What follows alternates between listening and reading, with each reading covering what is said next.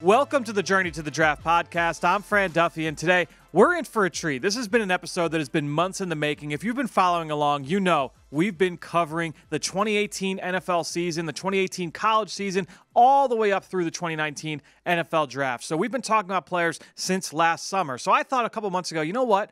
Why don't we, after the draft, get all of the times we talked about the Eagles selections and put it all into one episode and see how we talked about these guys before they were Eagles, right? So we're going to go through Andre Dillard's journey to the draft, as it were, going back all the way to last September, all the way up through this weekend's draft. So this is going to be a lot of fun. I'm really, really excited to kind of go through and take you back on the journey, what we talked about Andre Dillard, the Eagles' first-round pick, throughout the course of the fall, the winter, and then this spring. So it's going to be a lot of fun. We're going to hear a lot of different voices on this show, but we'll start off with Mr. Relevant at the very top. I had a chance to catch up with Eagles West Coast area scout Ryan Myers. Just talk about Andre Dillard, his thoughts on him. Before we get into our thoughts on him, why don't we talk about the guy who scouted him for the Eagles? Here's Ryan Myers in our Mr. Relevant. It's time for Mr. Relevant.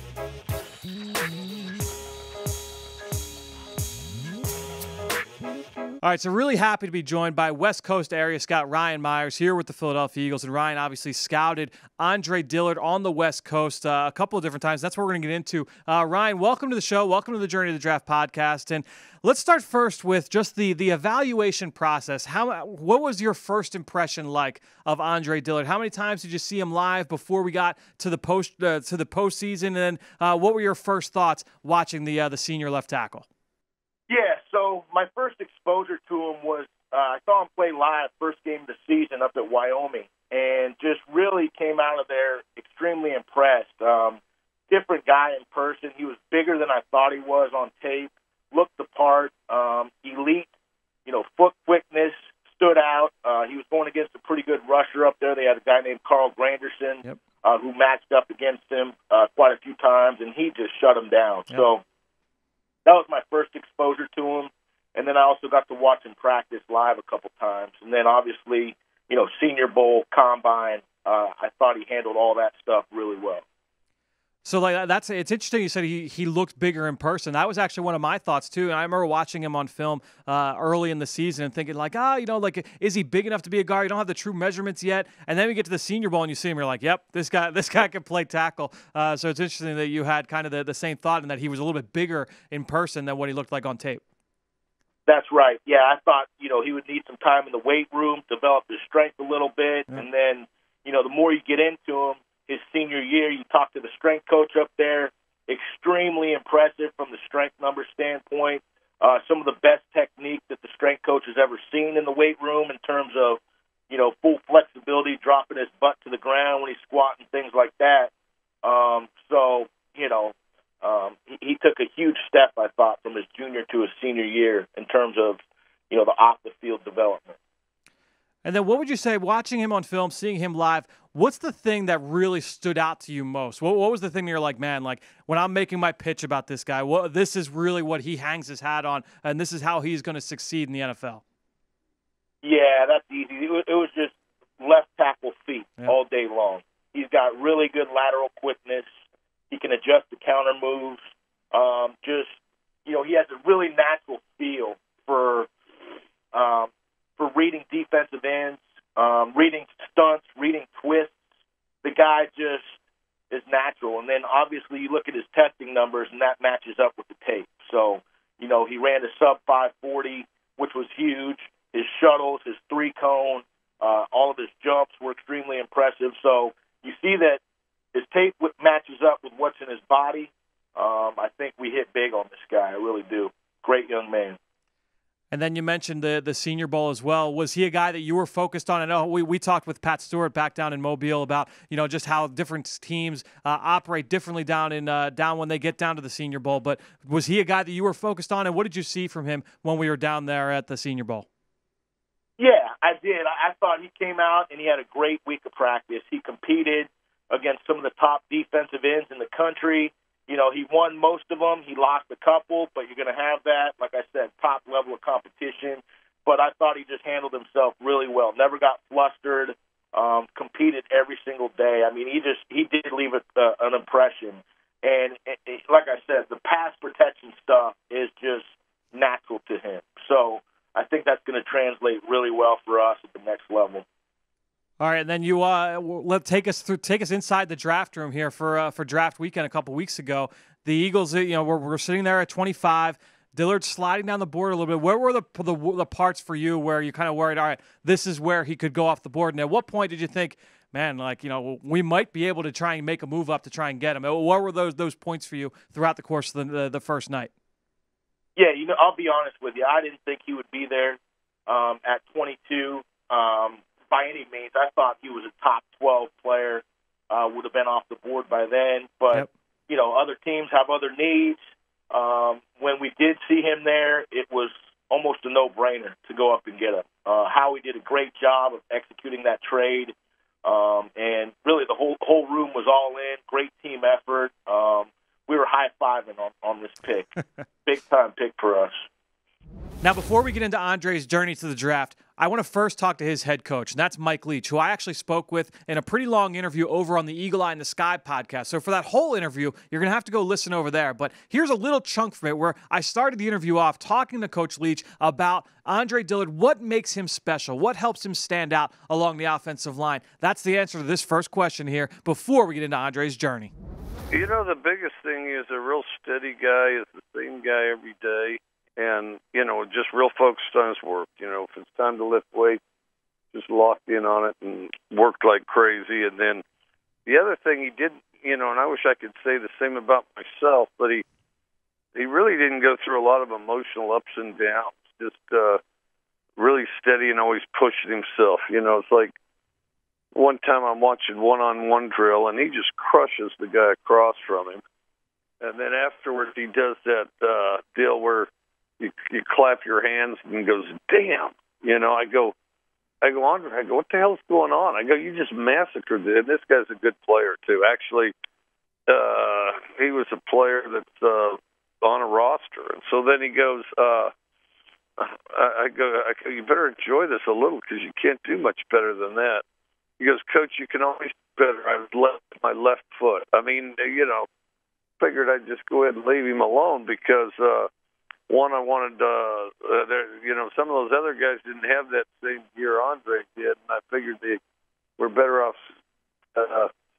singing him and copying it. All right, again, so for that full interview with Coach Leach, make sure you go subscribe to the Eagle Eye in the Sky podcast. I promise you'll enjoy every single minute of that. We don't just talk about Andre, we talk about a couple other players as well, and then as well, the entire game of football. So Coach Leach, always insightful, really, really fun to catch up with him. All right, let's rewind the clock a little bit. Let's go back to last September. It was week 2 of the college football season. Ben Fennell and I were sitting right here at this desk, and we were talking about the upcoming matchup, USC versus Washington State. USC had a pass rusher, Porter Gustin, who was starting to get a little bit of buzz. He had gotten a little bit of heat last summer, despite the fact that he was coming off an injury. I was excited to see him in this matchup. I know Ben was too, against a left tackle, a senior, Andre Dillard, who was getting a little bit of buzz, was talked about a little bit, but not really in the first round up to that point. Let's see what Ben had to say after studying him. So Gustin's going to get matched up good amount of this game against Washington State's left tackle, Andre Dillard, who came into the season, is probably Washington State's most highest-rated prospect. I haven't studied him yet. I know you have. Give me the scouting report on Andre Dillard. Yeah, I'm very high on Andre Dillard, and he hasn't gotten nearly as much love as I think he should. He's definitely a top 10 tackle right now for me. He's 6'5", 306. He was only a 3-star coming out. He's a senior. Last year, Cole Madison was also their highest drafted player. I expect him, an offensive lineman as well, to be their highest drafted player. Just got done watching his first couple games of the season against Wyoming, where he was matched up against this long, athletic edge rusher, Carl Granderson. A lot of people are really high on Granderson. Yep, Carl Granderson's getting a similar praise to where Dorrance Armstrong was from Kansas last year. 16 tackle for losses, 8.5 sacks last year. Is a productive player, and I thought Andre Dillard absolutely shut him out and pitched a shutout in this game.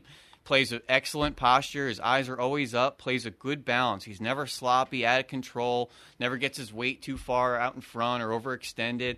Excellent awareness. I want to say Wyoming threw anywhere from 10 to 15 stunts and twists at him, whether it's a TE, an ET, a pirate stunt, a long stunt coming from the other side. And these tackles with good awareness and play with their eyes up were able to see those twists coming. I just felt like he handled those very well. I hate the vertical sets at Washington State, which it looks like they got a little bit away from that. So I'm interested to see where that goes with this season.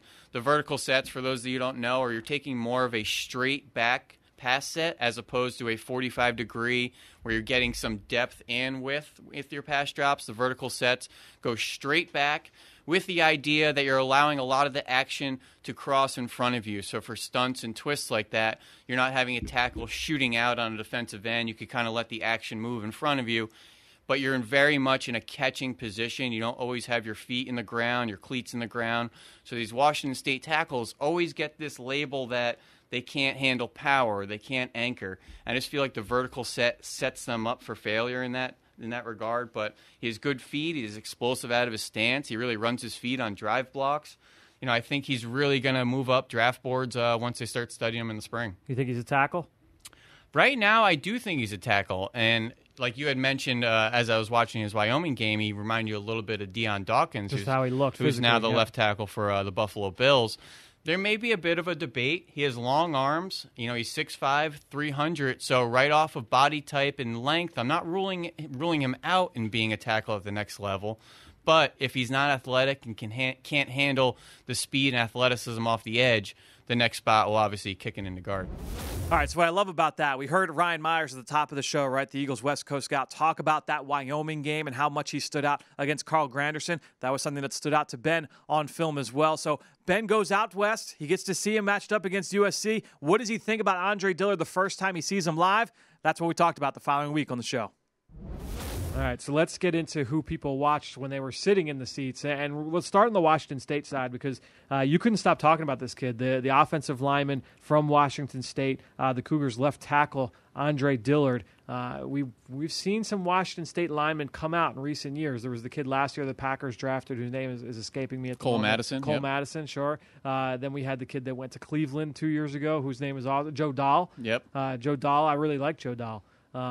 What do you think of Andre Dillard? I haven't watched him yet. Yeah, just like Cole Madison and Joe Dahl, who kind of surged in the draft process in the springtime, I think Andre Dillard is going to be a riser. I think he's one of the best tackles in the entire Pac-12, probably a top 10 tackle in the country. You do think he's a tackle for sure? I think he's a tackle. Nice. He has given me no reason to assume he's going to be a guard. I don't see athletic limitations. I don't see limitations with his size or his arm length or anything like that. I thought he pitched a shutout against USC.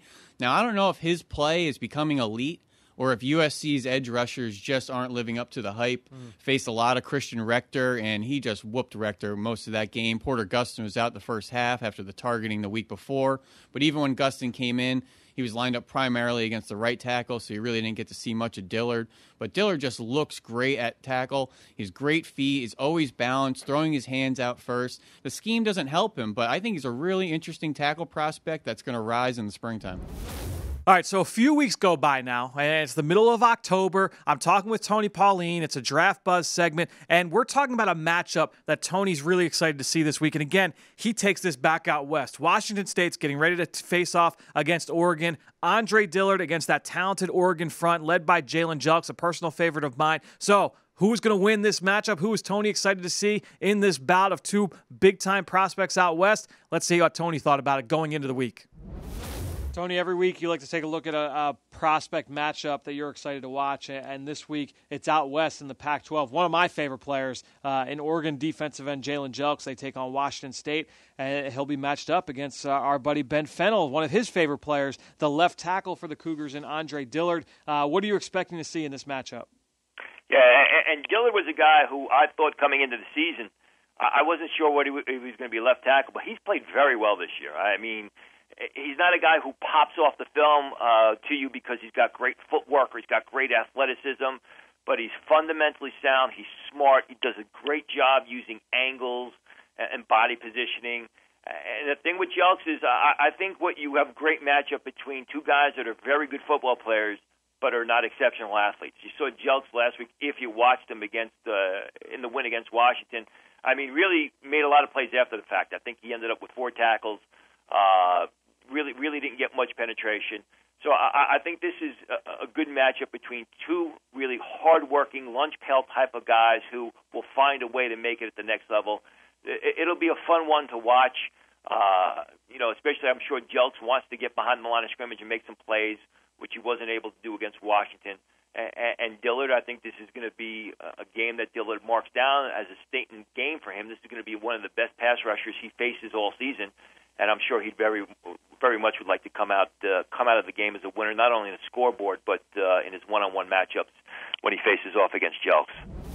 So Tony described it as a potential statement game there for Andre Dillard, and the Cougars did end up winning that game. They beat Justin Herbert and the Oregon Ducks. Jalen Jelks didn't have a sack, only had a couple of tackles in the game. So Andre Dillard certainly stood out in that contest against both he and Justin Hollins, who was a mid-round pick in this past week's draft. But when you look at this game overall, this was kind of a statement for Washington State, right? It was national TV, big game against one of the top quarterbacks in the country. There was a lot of buzz now. So now you start to see more and more national games, and that sent ESPN back to Pullman a couple of different times. So a couple weeks later, Ben Fennell and I caught back up. He's getting ready to go back out and see them live. Washington State versus Cal. Here's Ben talking about Andre Dillard again late October.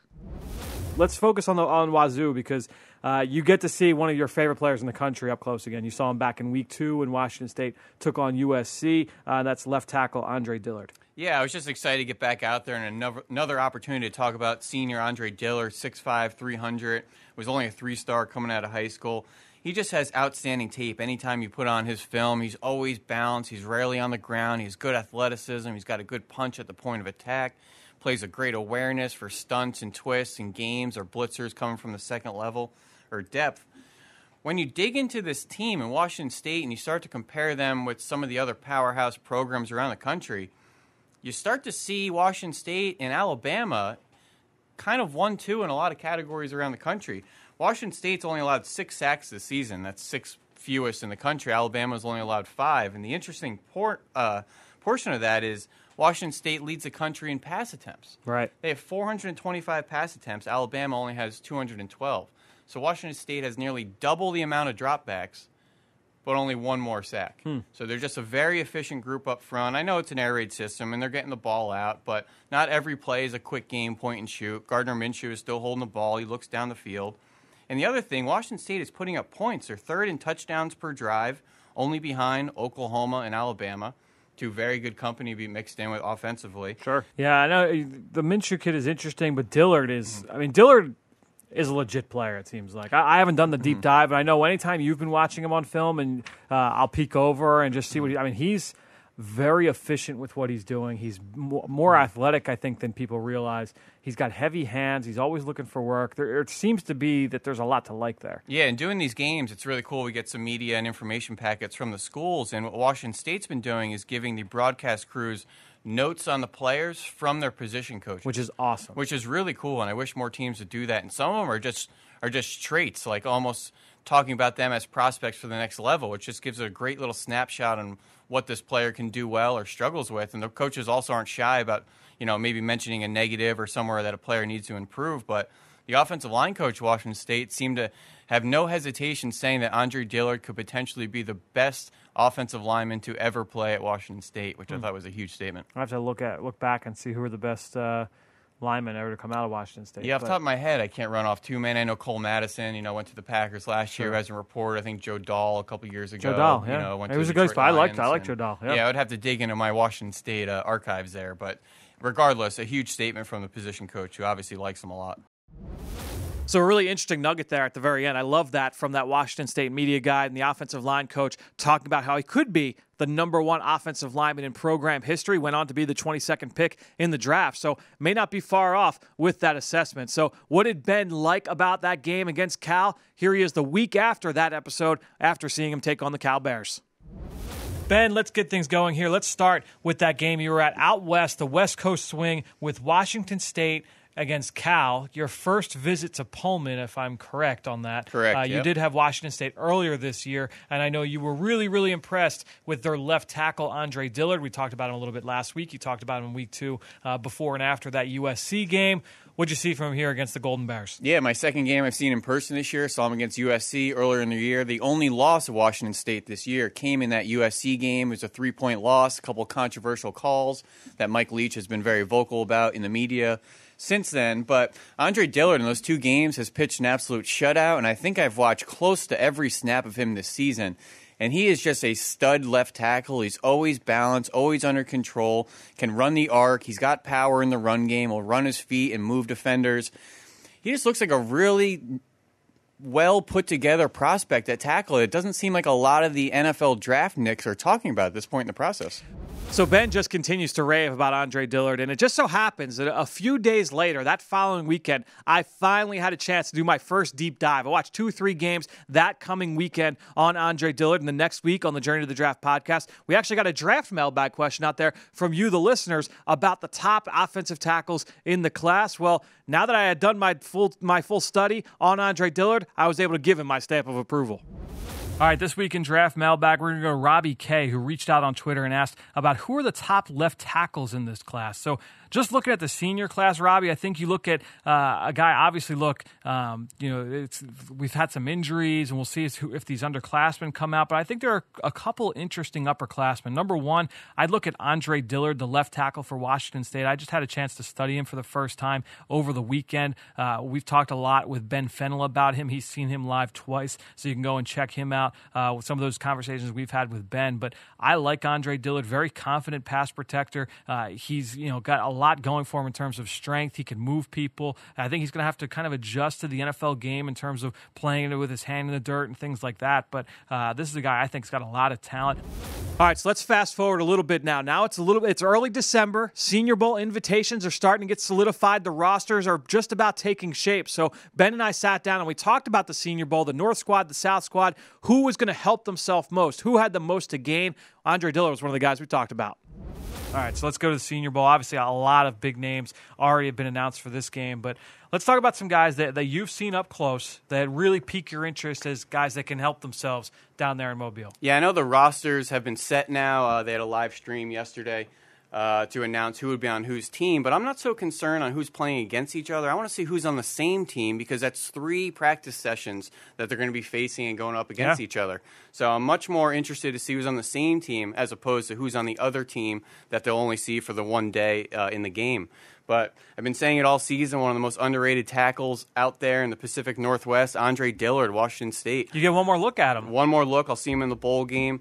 So I'm very interested to see his one-on-ones down in Mobile. I know he plays in that air raid system where they're getting the ball out. There's some vertical sets. There's some technique stuff that you just want to see how he translates to an NFL game and see how his pass sets look in one-on-ones. But if he gets the opportunity to look good against the Josh Allens of the world, the Zach Allens of the world, that's someone that can move from a mid-round prospect to suddenly maybe being a top 100 player. Yeah, I agree. I think he deserves to be in that realm anyway. To me, it's like, all right, like, are we talking about he could be a top 45 guy? Like, could he be early second round Those pick? Air raid tackles, some can make a case this week at the Senior Bowl may be more valuable than his game tape up in Washington State. For a lot of guys, it is. A lot of those small school guys, the John Kaminsky's from Charleston, West Virginia, like, this is your chance. Like Titus Howard from Alabama State, like, go ahead, go get him. And some of these one-on-ones, for lack of a better word, this is as naked as you are as a prospect. Right. It's you and the defensive end. There's no help on the outside. There's no chip from the tight end. The guard's not sliding to pick up your laps on an inside rush. It's you and the defensive end. What do you got? And sometimes that will tell you more than you can ever get from a prospect. All right, so 2 weeks later, we're starting to get a sense of what Andre Dillard's stock was like now towards the end of the college football season. I was actually asked a question in our draft mailbag segment about Dillard and this tackle class, and I gave a sense of how I thought he would be drafted. Again, this is right after the college football season, before the bowl games, before the Senior Bowl, before the Combine. That's where he stood at this point in the year.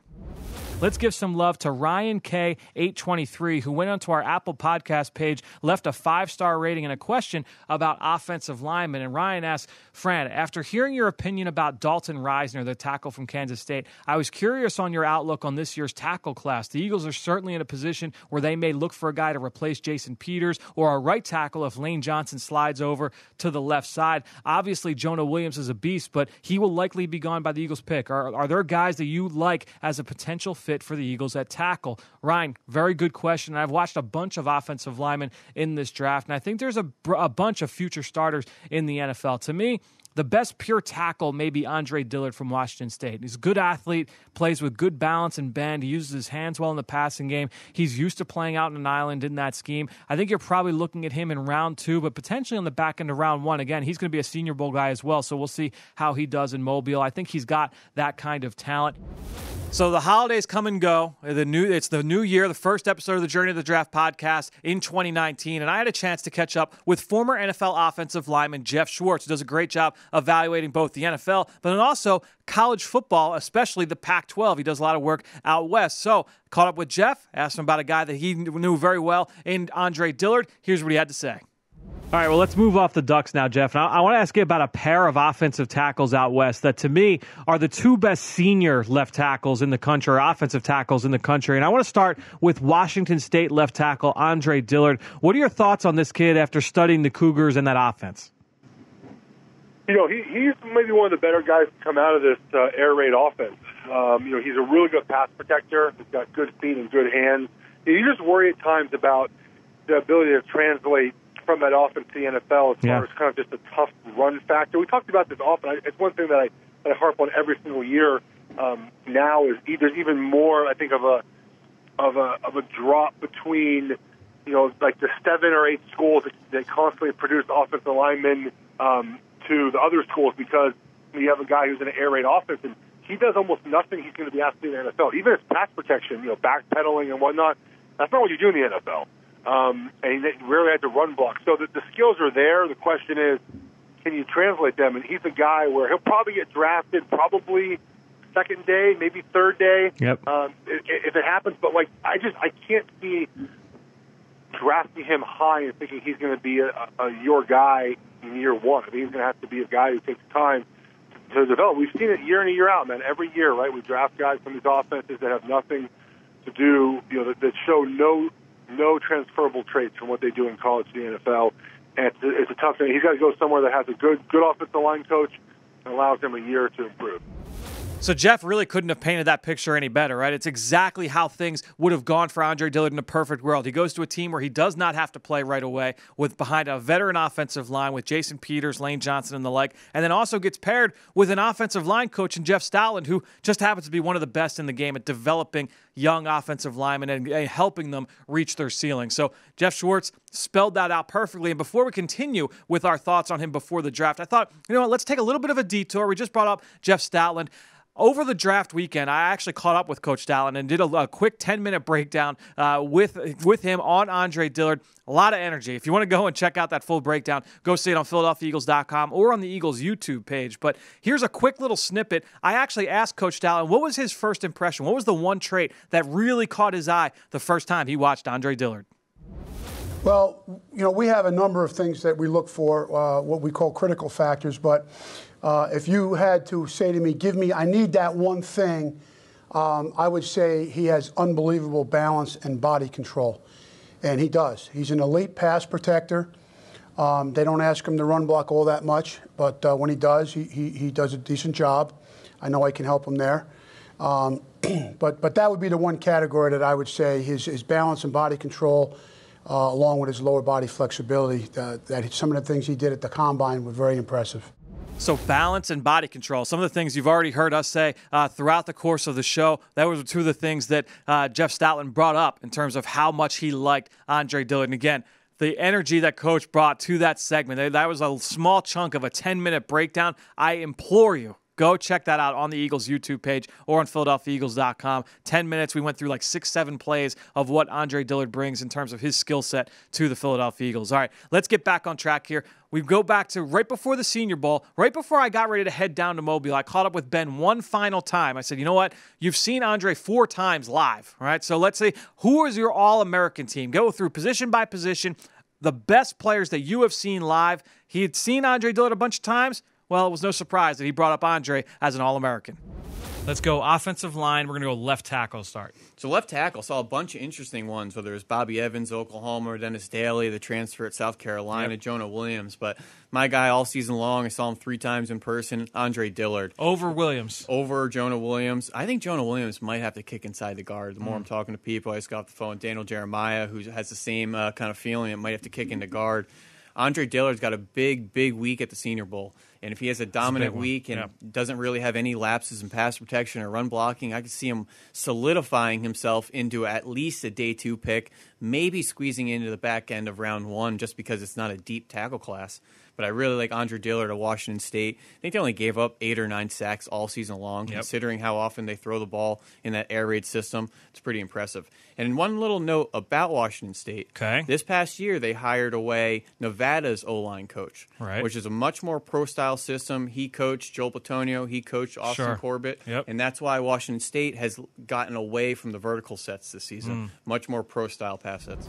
So the big thing there, obviously, Ben naming him an All-American ahead of Jonah Williams, who actually went 11 picks earlier than Andre Dillard did in the NFL draft. He went 11th overall to the Cincinnati Bengals. I thought that was very, very interesting, but it makes a lot of sense. You know, if you would ask me who's the best pure pass protector in this class, I would have said it was Andre Dillard. And I think when you look at Jonah Williams, the questions were, can he play left tackle? You know, is he more of a right tackle? Is he more of a guard? Can he play center? There were questions about what was his best fit. There was never that question with Andre Dillard. Certainly the best pure left tackle. Yeah, Jawan Taylor spent most of his career on the right side. So best pure left tackle, Andre Dillard. Can't disagree there with Ben and his assessment of his game. All right, now let's go down to Mobile. C-Mac and I were just on the ground. We had just gotten down there to Mobile at the Senior Bowl. We're previewing all the top players, going through position by position. Who is the guy that I thought had the most to gain along the offensive line going into that week of practice? Well, none other than Andre Dillard.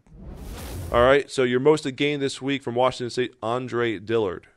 And Dillard, to me, is my favorite pure tackle at this game, potentially from the guys I've studied, my favorite pure tackle in this draft.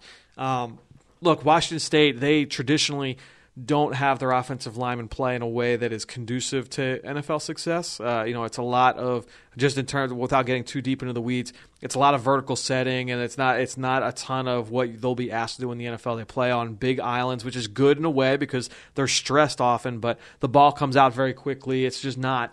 It's hard to project offensive linemen from that scheme. So, but watching him, I mean, he's very good with his hands. He's got pretty good feet for a bigger kid. I'm excited to see him in person. I do think that he's got NFL starting potential at tackle. So the week of practice goes by. We get some rain. We got a couple practices outside. We've got one inside that we're locked out of. We watch all the film from all the week of practice. And at the end of the week, Tony Pauline and I catch up and we say, all right, let's pick 6 guys who really helped themselves, really helped their stock this week during the week of practice down in Mobile. Who was the first name that Tony brought up? Andre Dillard. We're going to pick the 6 players who helped themselves the most here during the week of practice. Not the best players, but the guys who helped their stock the most as we get closer and closer to the 2019 NFL Draft. I will pose that to you. Who is the number 1 player for you that helped their stock the most this week in practice? First, I like Andre Dillard, the left tackle from Washington State. I graded him as a 3rd rounder coming into the week. There's no doubt in my mind he's an early 2nd-round choice. Could be a late 1st rounder to the Eagles. I love this footwork. I love this ability in pass protection. He primarily lined up at left tackle and was able to stop anyone he faced off against. Played some right tackle. Needs to improve his run blocking strength, but I think he showed the athleticism, sensational footwork, and he's got great fundamentals. Definitely improved the stock at least a whole round. So this is notable because if you listen to what Tony said there, he said that Andre may have helped himself by promoting his stock maybe a full round. So everyone was talking about Andre Dillard as a potential 2nd-round choice by that point. Well, the first-round buzz really started after Mobile, and Tony was not the only one to notice. We actually had Jim Nagy on the show the week following that interview, and Jim Nagy, the executive director of the Senior Bowl, had a huge hand in selecting Andre for that game, and obviously had eyes on him and talked with teams all around the NFL about how the star left tackle did. Here's what Jim had to say the week after the Senior Bowl. I think Andre Dillard is going to end up being a first-round pick. And just watching the tape this morning where he's got upside, too, he's got such good feet, but, he still doesn't use his hands like he could. He still doesn't use that length. So when he, really lands a punch and gets more honed in with his hand use, he is going to be really hard to beat because his feet are phenomenal. So the round one buzz continued all the way from the end of the Senior Bowl to those few weeks leading up to the Combine, and Chris McPherson actually named Andre Dillard as a player that he was most excited to see work out in Indianapolis, and for good reason, one of the most athletic players in this class. Here's what C-Mac had to say before our trip to Indy. Again, 6 players we're most excited to see in the workouts. I'm going to start things off here. I'm going to go with Andre Dillard, Washington State. Okay, going into the Senior Bowl, I was talking with Diller during the media availability a short time ago, and he said that he was focused on the things that he knew the teams wanted to see at the Senior Bowl. Things like could he work well in the run game, things of that nature, things that he didn't have to do at Washington State. Well, the Combine, the timing and testing drills, he's expected to thrive in those. So he's been doing the training for the last couple of weeks, coming off a strong week at the Senior Bowl. I'm excited to see him and then see what that does for his stock, because I know you're a huge Jawan Taylor fan. Yep. We're not going to see him here due to the hamstring injury. So a great opening here for Dillard to showcase his wares on the turf at Lucas Oil Stadium on Friday.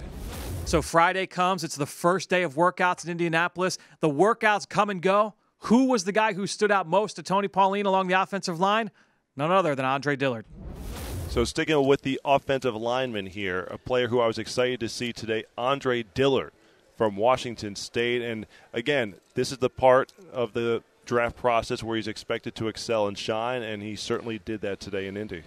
Absolutely. I mean, the best pure left tackle in this year's draft. Another guy, good senior season, good showing at the Senior Bowl. And good testing marks here, good footwork, had a vertical jump of 29 inches at 315 pounds. So, again, I mean, he's going to be the first pure left tackle off the board. Greg Little really didn't have a good day today, and there's questions whether he could play left tackle. Jawan Taylor's a right tackle. I don't think Jonah Williams is a left tackle. You don't think Jawan Taylor can switch over to left tackle? Not at all. No. And I've said all along, I think Jonah Williams is a guard, not a tackle. Andre Dillard really helped himself. We talked about him in the past potentially being there for the Eagles or being the Eagles selection in round 1. I don't think he's going to be there. So Dillard posted a number of really impressive marks, and the 169 10-yard split is one that a lot of people will look at. Only 14 tackles in the draft in the last decade have posted a better mark. 7 of those guys went in the first round. Lane Johnson was one of them. Taylor Lewan, Colton Miller last year, Greg Robinson, Garrett Bowles, Kyle Long, all guys that were viewed as really big-time athletes. So certainly a really good company there for Andre Dillard, and he was a guy that I highlighted as my workout warrior coming into the week, and he followed through with a really impressive showing.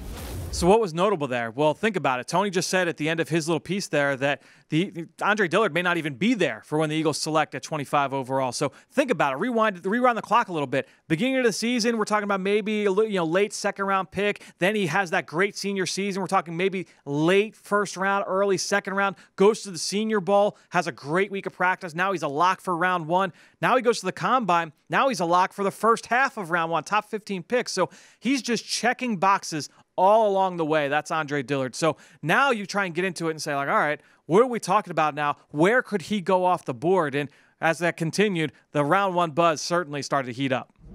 Interesting there. Now going to the offensive line, there's no, I think, clear-cut number 1 pick in terms of who will be the first player along the O-line selected here. So the Combine was very fascinating. I think on the field in terms of timing and testing, Andre Dillard performed well. Cody Ford did well in the positional drills. Who do you think was the big winner from the offensive line standpoint? I was going to go with Garrett Bradbury, but I got to go with Andre Dillard because the fact that he plays left tackle, 315 pounds, ran in the mid 4.9s, a solid 29-inch vertical jump for a 315-pounder. The 10 split was excellent at 1.69. A 4.4 short shuttle, which was a real good number. I mean, Andre Dillard, I think Garrett Bradbury solidified himself as a first-rounder, but I think Dillard's performance as a left tackle really helped improve his stock at least a half round. Do you think Dillard will be the first offensive lineman selected, or is it still Jonah Williams or possibly Jawan Taylor from Florida? Yeah, I never had Jonah Williams as the first offensive lineman selected. I still think it's going to be Jawan Taylor somewhere, probably maybe to Jacksonville if they sign Nick Foles or a few picks afterwards. So Tony doubles down on his sentiment. That, of course, was a week after the Combine, talking about the biggest winners and losers from the event. And Tony naming Andre Dillard as the biggest winner along the offensive line from the Combine out in Indianapolis. And that round one buzz just continued from there. I mean, he was considered one of the top 3 tackles in this class. It was Jonah Williams, Andre Dillard, and Jawan Taylor. All 3 of them had some questions about them, so no one knew who's going to be the first one off the board, who's going to be the second one off the board. So for our final preview of the 2019 draft, we asked Tony, you have those 3 big tackles. Who's going to go number 1? Who's going to go number 2? Who's going to go number 3? He spelled that out for us the week of the draft. So we talk about all these big tackles in this draft, Jawan Taylor, Jonah Williams, Andre Dillard. So, Tony, I bring the question to you now. I know you mentioned that the New York Jets at 3 overall would love to be able to trade down, potentially target one of those top names at offensive tackle. But at what order do you see them all going off the board? And again, that's Jawan Taylor from Florida, Jonah Williams from Alabama, Andre Dillard from Washington State. What's the floor here as well for when all 3 are completely gone and off the board? It depends on how teams view the medical reports on Jawan Taylor of Florida, which I hear have caused some red flags to pop up around the league. If Jawan Taylor is healthy and everything's fine with him, I think it's going to go in the order that you presented it. Jawan Taylor, Jonah Williams. I think it's going to go Jawan Taylor, Andre Dillard, then Jonah Williams. If the medical flags pop up on Taylor and it's a problem for some teams, I think Jonah Williams could actually be the first offensive lineman off the board to the Jacksonville Jaguars with the 7th selection because he could play right tackle more so than Andre Dillard. You can also slot him in at guard. He's the guy that if you want to move Cam Robinson over to right tackle, you can move Jonah Williams to the left side. So he's got that versatility. A lot depends on what the medicals read or the way teams are reading the medicals on Jawan Taylor. I would be surprised, assuming that Jawan Taylor is healthy, that any of these guys are available after the 12th selection. So again, Tony pretty much nails that. I mean, Jawan Taylor ends up falling because of the medical red flags. Jonah Williams goes first to a team that sees him as a right tackle. Andre Dillard falls to the team that sees him as a left tackle. The team was a little bit off. He thought Jacksonville would take Jonah Williams. Jacksonville ended up with Jawan Taylor in round 2. But it was very, very interesting to see how that all played out exactly to how Tony thought. And the Eagles trade up. They see that their guy is falling. They trade up to number 22. They select Andre Dillard. So now what? We're going to hear from Howie Roseman, Doug Peterson, Joe Douglas, right after the pick. This is our final clip here, a series of quotes from all 3 of those guys, the 3 biggest decision makers in the Eagles front office and coaching staff, talking about their new left tackle. Andre Dillard to Philadelphia. This is a guy that we had ranked as one of the top 10 players in the draft. Didn't anticipate the opportunity to go up and get him when the day started. Really excited. It's a great tribute to our scouting staff, our front office staff, and our coaching staff. We all work together on the draft process and on this guy in particular. And for us, it's always about taking the best player. We went into free agency to try to address a lot of the needs on our team so we could be in position tonight and the rest of the weekend to take the best players. This is certainly not a need position. We have a Hall of Fame left tackle. And again, he's got a great opportunity to come in and learn from Jason and, at some point in time, get an opportunity to play. Howie, is this how you saw things kind of playing out, that there was a chance that he would fall beyond where you guys had him ranked in the top 10? No, that wasn't really what we had anticipated. When we look at kind of how drafts go, and our evaluation was this was the best tackle in the draft, and so usually those guys go in the top 10, and that's how we had him rate him. So when he started to fall, we just saw an opportunity to get a top 10 player. Again, when you have a top 10 player at an important position, It doesn't matter about the depth on our team. We're trying to load up on the lines. We've talked about that a lot with you guys, and that's how we roll. What's the process like when you? What? You know, he's got great feet. Really, really smooth pass protector, long arms, big hands, great character. You know, you can see a lot of things that we do offensively. At the same time, he's also got room to grow. You know, he hasn't hit his ceiling. Obviously, there's a lot of conversations about his experience in that offense and the fact they throw the ball a lot. And, you know, what great opportunity, again, to learn from Jason Peters, Coach Stout, Coach Peterson, our coaching staff, and that O-line room. What a great room to learn from. What's the process like when you start to see him fall? And at what point did you think it was realistic that you could get up and get him? Total anarchy. You know, I think for us, it was important to us that we protect those 2 second-round picks, you know, and that we protect those picks yesterday. So I'm fortunate to have a one big guy sitting on my left and one big guy sitting on my right, and when I come up with crazy ideas, they kind of give me this look. So when we had the opportunity to go up, and it's a lot, you know, there's 2 players there with a 4th and a 6th, but it's also an opportunity to get a top 10 player on your board. Doug, in those situations, in that moment, do you see him falling too? And you know, you're an offensive-minded coach. You have a franchise quarterback you need to protect. Are you nudging Howie at some point to say, hey, you know, this is a guy we want? Yeah, I mean, you know, first of all, we're excited to get Andre. This guy he's a special player, and as Howie mentioned, he's got a great opportunity to learn from one of the best left tackles in our game. But, you know, where we had him on our board, yeah, I mean, as it got closer, you know, you just try to make some eye contact, and you know, the conversation picks up a little bit, and we're just excited and thrilled to get him in here and get him going. Joe, can you tell us kind of the background on scouting him and when he first got on your guys' kind of radar, and also how that system of playing in that system projects to playing in the NFL, whether there is a bit of projection? Yeah, well, actually, our director of college scouting, Anthony Patch, he lives pretty close to Washington State. He did a great job, and our area scout, Ryan Myers, those 2 guys did a phenomenal job of going in there and getting to know Andre, and you know, Zach, Bo, Les, you guys were at the Senior Bowl. You got to see him perform that week down in Mobile. So we were very comfortable. We got a chance to spend a lot of time with Andre in our Senior Bowl interview. So he had a great week, and we couldn't be more excited to have him. Hey, Joe, when we talk about offensive line prospects, especially rookies, we talk about versatility a lot. But when you have a high-level prospect like that, is it just like concentrated on he's a left tackle? I mean, if you look, I mean, you see our offensive line last year. I mean, versatility was a huge key. Just speaking on Andre, I mean, his foot quickness, his lower body flex, his ability to redirect. I mean, those are all very intriguing things to us. Jeff Stoutland has said in the past that you guys kind of give him a list, and he says either this guy's got it or he doesn't have it. What was his involvement in kind of this process and his thoughts on Diller? Yeah, I think we've used in this draft process the word passion a lot. Coach Stoutland gets very passionate about certain guys. And when Joe was just describing Andre, I was thinking about Coach talking about his lower body flex. And when he describes his lower body flexibility, his excitement level raises. So he just, you know, he talks about guys that are unusual. He uses that word, and when he says the word unusual, it's striking. It's like, no, this guy, he's unusual, and that's what he is. I mean, Andre's unusual. This is not a normal guy. This is not a normal athlete, and so, yeah, he's excited.